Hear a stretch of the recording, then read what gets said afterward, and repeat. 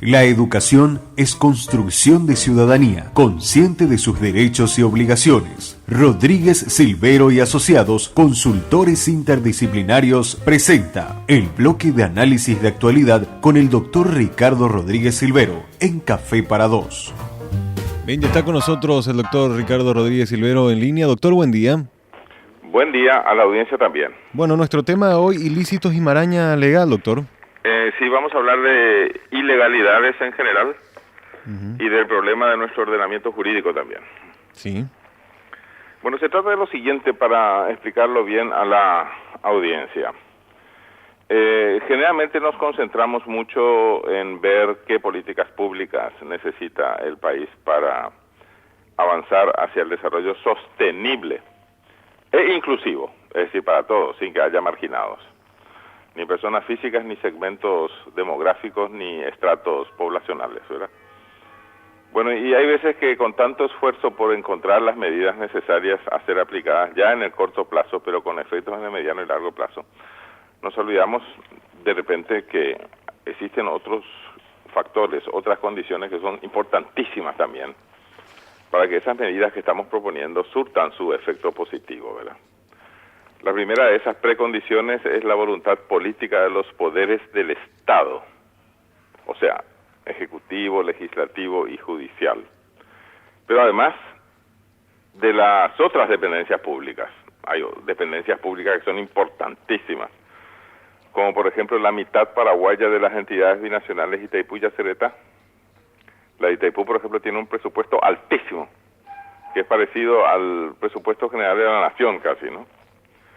Y aparte de eso hay gobiernos subnacionales que son sumamente importantes, como las gobernaciones y las municipalidades. Después hay entes mixtos de muchísima importancia, como el IPS, por ejemplo. Y aparte de eso están las entidades descentralizadas, como la ANDE, Petropar, etcétera, son numerosas. Y tiene que haber voluntad política de parte de ellos, porque si eso no se da, o no les da el cuero, es decir, no tienen capacidad para hacerlo, y nuestras propuestas de medidas de corto plazo y van a pasar a ser sueño de los dioses o van a morir olvidadas en un cajón de escritorio, ¿verdad? Pero aparte de eso necesitamos también, para que veamos todo lo que se necesita, ¿verdad?, fortalecer los recursos humanos y presupuestarios. Humanos en el sentido de capacitar a la gente a la que se contrata, y recursos presupuestarios en el sentido de que hay que tener dinero para poner en práctica esas medidas también. Si uno no tiene dinero y eso muere, más temprano o más tarde muere porque falta el presupuesto, ¿verdad? Pero aparte de eso, hay recursos financieros y tributarios en el país que tienen que hacerse disponibles, tienen que volverse disponibles. Es decir, ¿de qué me vale tener miles y miles de millones de dólares, por ejemplo, acumulados en varias instancias públicas, si resulta que no se puede utilizar? Ese es un drama nacional, ¿no? Y algo similar pasa con el potencial de la recaudación tributaria. El potencial es muy grande, pero resulta que se recauda relativamente poco. Tenemos que mejorar allí la gestión tributaria, pero también los controles, y aparte de eso hay que mejorar también la normativa vigente. Eso significan las leyes y las reglamentaciones, ¿verdad? Si es que eso no se hace, y esas medidas de corto plazo de las que estamos hablando, y van a servir para muy poco. Sí. Y otra cosa, es importantísimo poner tolerancia cero a la corrupción, al lavado de dinero y a todas las otras ilegalidades, para no andar citando todas ellas, como por ejemplo piratería, falsificación, etcétera, ¿no? Ahora, todo eso es importante hacer para ver si podemos implantar seguridad física y jurídica en el país. Pero lo que quiero terminar ya, ¿verdad?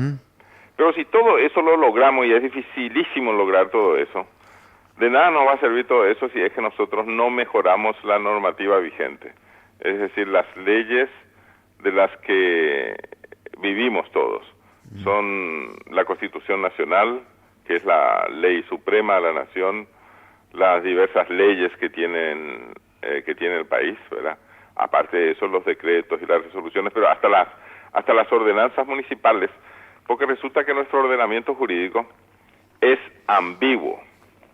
y a veces es contradictorio entre sí también, ¿verdad? Entonces, uno tiene la buenísima voluntad y se ha sacrificado toda la vida por poner en práctica todo eso que estábamos diciendo, pues resulta que hay una ley que contradice a la otra, ahí entonces le plantean a uno un recurso de ilegalidad, y si lo que hacemos está incluso en contra de la Constitución Nacional, y nos hacen un planteamiento de inconstitucionalidad, que es lo que ha pasado con la ley de MIPYMES, o sea, de las micro, pequeñas y medianas empresas. Sí, sí, realmente.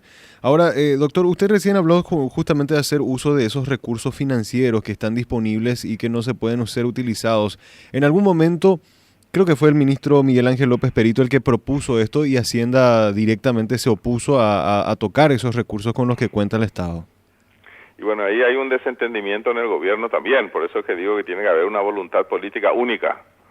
De nada sirve que, por ejemplo, el ministro de Hacienda y el presidente del Banco Central tengan voluntad política en ir hacia el norte. Y resulta que hay otros ministros que tienen la voluntad política de ir hacia el sur. Y a lo mejor hay otros ministros que quieren ir hacia el este. Y no va a faltar ninguno que quiera ir al oeste también. Es decir, si no uniformamos la dirección de nuestros esfuerzos, y entonces, ¿cómo vamos a salir adelante? Es eso, otro problema, ¿verdad? En el caso particular de la propuesta que se hizo a través de López Perito, que es más bien un conjunto de ideas que se tienen de lo que se puede hacer. Por supuesto que eso debe hacerse a través de los poderes del Estado que están constituidos, ¿verdad? La idea de López Perito fue simplemente, como jefe del Gabinete Civil de la República, es llamar la atención acerca de las cosas que no se estaban haciendo, o que no se estaban haciendo bien, ¿verdad? Pero por otro lado, últimamente, en los últimos meses, el presidente de la República le estaba dando más poderes legales al jefe del Gabinete Civil, que es López Perito, a través de sendos decretos, para que él se hiciera cargo de algunas tareas de desarrollo que no caen bajo ninguna dependencia pública, ningún ministerio, ¿verdad? Por ejemplo, el Ministerio de Economía es un ministerio, mejor dicho, el Ministerio de Hacienda es un ministerio que está a cargo del presupuesto general de la nación, ¿no? Esa tarea ya es importantísima. Tiene que velar por los ingresos y egresos públicos y ver sobre todo que por lo menos tendencialmente haya un superávit presupuestario allí, ¿verdad? Si logra eso, ya es un campeón el ministro de Hacienda. Pero no le podemos pedir al ministro de Hacienda que haga un planteamiento de desarrollo sostenible, ¿verdad? No es su tarea.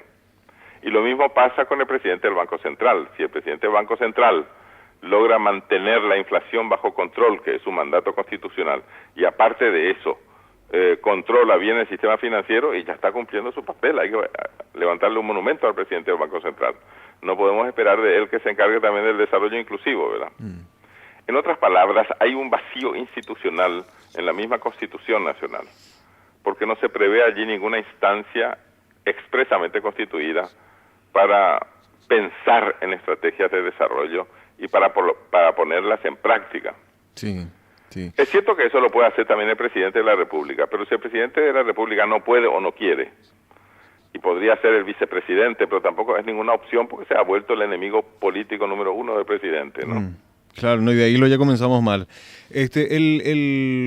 Hablaba la semana pasada, le entrevistaba justamente al titular de la UIP, al ingeniero Eduardo Felipo, y él también remarcaba sobre la necesidad de contar con un Ministerio de Economía y Desarrollo, decía él, y proponía, entre otras cosas, la posibilidad de que esta Secretaría Técnica de Planificación sea la que se eleve a ese rango y pueda justamente tener esta visión de a corto y largo plazo a nivel país. Digamos, sería una de las alternativas que se podría manejar, doctor. Sí, efectivamente. Nosotros no necesitamos esperar una reforma constitucional para poner en práctica una estrategia de desarrollo. Eso sería la muerte, ¿verdad? Lo que podemos hacer sí son utilizar las dependencias públicas existentes y conferirles poder legal y presupuestario. Ahí está la clave, ¿no? Porque la Secretaría Técnica de Planificación sí, claro que podría ser, si está pensando todo el tiempo en desarrollo y tiene sus estrategias, y aparte de eso su mismo nombre completo es Secretaría Técnica de Planificación de Desarrollo Económico y Social de la Presidencia de la República. Es decir, no podemos nosotros elegir mejor nombre para eso. Pero hay que darle al ministro de la Secretaría Técnica de Planificación los poderes legales y presupuestarios para que él pueda hacer eso. Tiene un presupuesto que es casi tan pequeño como el presupuesto de Industria y Comercio, que es casi inexistente. En esas condiciones, por supuesto, no va a poder ejercer esa tarea.